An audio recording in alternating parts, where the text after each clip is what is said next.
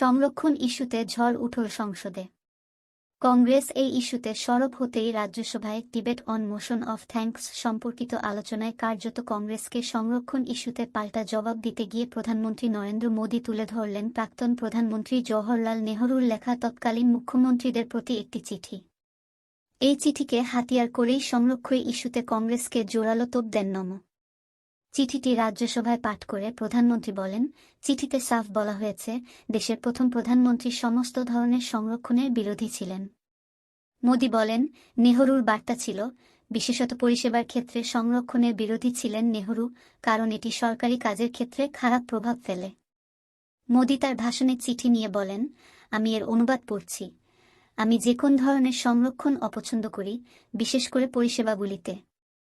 আমি দৃঢ়ভাবে এমন যে কোনো কিছুর বিরুদ্ধে যা অদক্ষতা এবং দ্বিতীয় মানের দিকে কোনো কিছু মানকে নিয়ে যায়। মোদি তার তোপ জোরালো করে বলেন, তাই আমি বলি যে তারা জন্মসূত্রে এর সংরক্ষণের বিরোধী।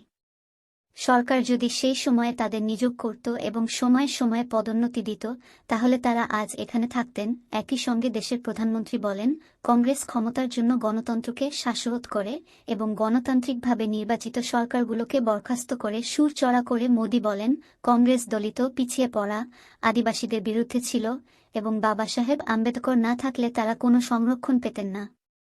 প্রধানমন্ত্রী তার ভাষণে বলেছেন, কংগ্রেস বরাবরই তফসিলি জাতি উপজাতিদের স্বার্থ বিরোধী।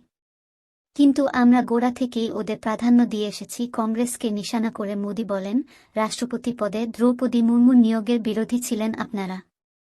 বিজেপি থেকে যাওয়া যশবন্ত সিনহা কে সমর্থন করেছিলেন।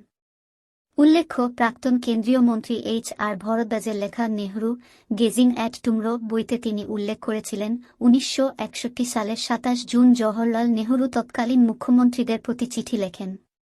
সেখানে নেহরু জাতি বা সম্প্রদায়ের ভিত্তিতে সংরক্ষণের বিরোধিতা করেছিলেন, বিশেষত পরিষেবার ক্ষেত্রে। মোদি নেহরুর লেখা চিঠি তুলে ধরে রাজ্যসভায় দাবি করেন যে কংগ্রেসের নেতা ও দেশের প্রথম প্রধানমন্ত্রী জওহরলাল নেহরু ছিলেন সংরক্ষণ বিরোধী।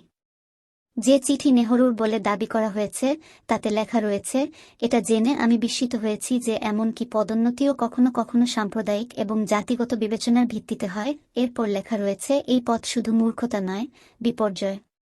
আসুন পিছিয়ে পড়া গোষ্ঠীগুলিকে যে কোনো উপায়ে সাহায্য করি, তবে দক্ষতার মূল্যে কখনই নয়।